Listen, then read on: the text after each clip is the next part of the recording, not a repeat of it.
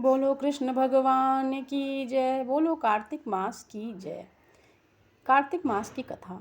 एक बुढ़िया कार्तिक का व्रत करती थी। उसके लिए कृष्ण भगवान रोज खिचड़ी का कटोरा रख जाते और बुढ़िया व्रत खोल लेती थी। पड़ोसन देखकर जलती थी कि उसका कोई नहीं है, फिर भी इसको खिचड़ी खाने के लिए मिल ही जाता है। एक दिन बुढ़िया कार्तिक नहाने गंगा जी गई हुई थी।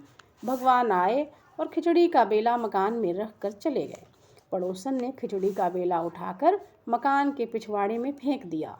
बुढ़िया आई तो खिचड़ी का बेला नहीं देखा, उसको कहीं नहीं मिला। वह भूखी रही और कहने लगी कि कहाँ गई मेरी खिचड़ी, कहाँ गया मेरा बेला। पिछवाड़े में उस खिचड़ी के 2 फूल बन गए। राजा आए उधर घूमने और फूल तोड़कर ले गए। दोनों फूल रानी ने सूंघे तो रानी को गर्भ रह गया। राजा रानी को कोई संतान नहीं थी, वो निसंतान थे और दुखी रहते थे। फूल सूंघने से रानी के 2 लड़के पैदा हो गए।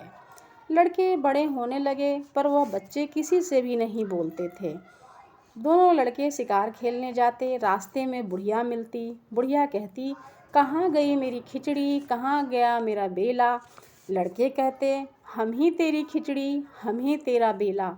जब भी लड़के शिकार खेलने जाते, बुढ़िया यही कहाँ कहती तो लड़के वही जवाब देते। राजा को इस बात की भनक लगी। राजा ने बुढ़िया को बुलाया और कहा कि माता, ये हमसे तो बात नहीं करते, तुमसे ये क्या बोलते हैं, कैसे बोलते हैं। बुढ़िया ने कहा, मुझे इस बात का नहीं पता, लेकिन मैं कार्तिक व्रत करती थी तो कृष्ण भगवान मुझे खिचड़ी दे जाते थे। एक दिन मुझे खिचड़ी नहीं मिली। जब मैं कहने लगी कि कहाँ गई मेरी खिचड़ी, कहाँ गया मेरा बेला, तो लड़के बोले कि तुम्हारी पड़ोसन ने खिचड़ी फेंक दी थी तो उसके फूल से हम बन गए। फूल राजा तोड़ कर ले गए और उससे हम लड़के पैदा हो गए। हमें तो भगवान ने बुढ़िया के लिए भेजा है। तब राजा ने बुढ़िया को अपने महल में ही रख दिया। तो इस तरह कार्तिक स्नान करने का फल भगवान देते हैं। जैसे बुढ़िया को दिया वैसे ही सबको दें। बोलो विष्णु भगवान की जय। बोलो कृष्ण भगवान की जय।